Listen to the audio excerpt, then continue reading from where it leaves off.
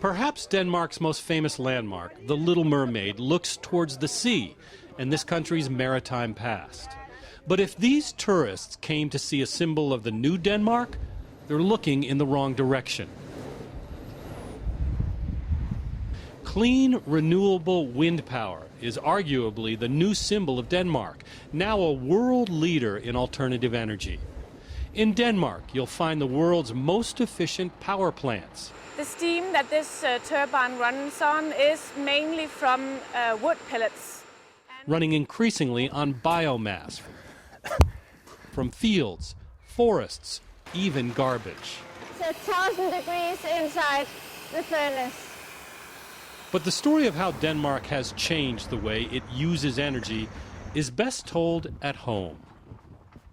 Most mornings, Lisbeth Ebbinghaus leaves her husband and 2 children and commutes to work on her bicycle, a 4-mile trip. This is the worst part. Lisbeth is not alone. More Danes bicycle to work per capita than anyone in the world. It's a 25-minute ride every morning, eh? Recent polls show Danes are not only largely willing to conserve energy and promote renewable energy, they're willing to pay for it. Lisbeth's husband, John, is American. When I came here, I was encouraged by my new wife, oh, don't take too long a shower because we pay for that. Okay? And every time you left the room, you turn the light off. The family saves water while waiting for their showers. They catch rain off their roof. There's a bypass valve here to help water the garden. They bought a super efficient clothes washer too and dry their clothes outside even in the wintertime. It's not that awful. It's a practice by itself that saves up to 1/4 of their energy bill. Lisbeth works for the power company. There's nothing like getting into a bed that's just been washed, the sheets have been washed outside and you come in and it's fresh, it's really fresh. They heat with natural gas, but they use their wood stove to keep costs down. Well, it's still a work in progress. And they are now insulating to the highest standards. Yeah, I look forward to seeing this entire area blanketed with this stuff. The proof is in their bills. Despite living in a cold country with high government energy taxes, this family of 4 spends only $160 a month on gas to heat their home, hot water, and for cooking. In fact, the average Danish family consumes less than 1/2 the energy of the average American family. Why do they do it? We were so dependent on oil from the Middle East, and then when the first oil crisis came in the beginning of the 70s, then we was very hit. Stine Gade, a senior member of the Danish parliament, says, following the OPEC oil embargo of 1973, the government began heavily taxing petroleum in an effort to decrease its dependence on foreign oil. They purposely made gasoline expensive by taxing it. It's now about $6 a gallon. As for their cars, this new Ford Focus costs $51,000 in Denmark.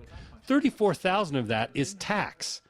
Yet most Danes, like this retired baker buying a car, understand the benefits of that. It's the tax that our state uses to finance a lot of things, so it's good.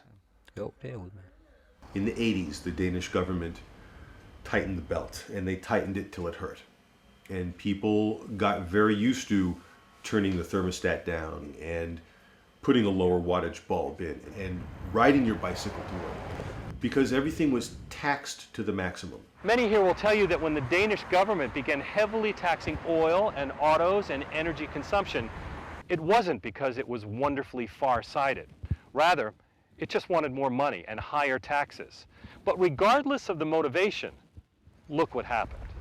80% of Denmark's electricity used to be dependent on imported oil. Now, Denmark is a net exporter of energy. The Danish company Vestas is now the largest windmill company in the world. Wind alone has created 30,000 new jobs. Now, today, we are running 20% on wind power in Denmark, and the ambitions of the government is to at least double this as we go forward for the next 10 years. And if there's a Danish miracle, it's this. While energy use in the United States has skyrocketed for 30 straight years, Denmark's energy use has not grown at all. In 20 years, its economy has grown 78%, while cutting its carbon emissions in half. Many people have said that is impossible, that cannot be done, but we have done it. Taxing energy, subsidizing alternative technologies, has not only reduced Denmark's dependency on oil, it's created thousands of new jobs and left John Ebbinghaus feeling a bit more Danish every year.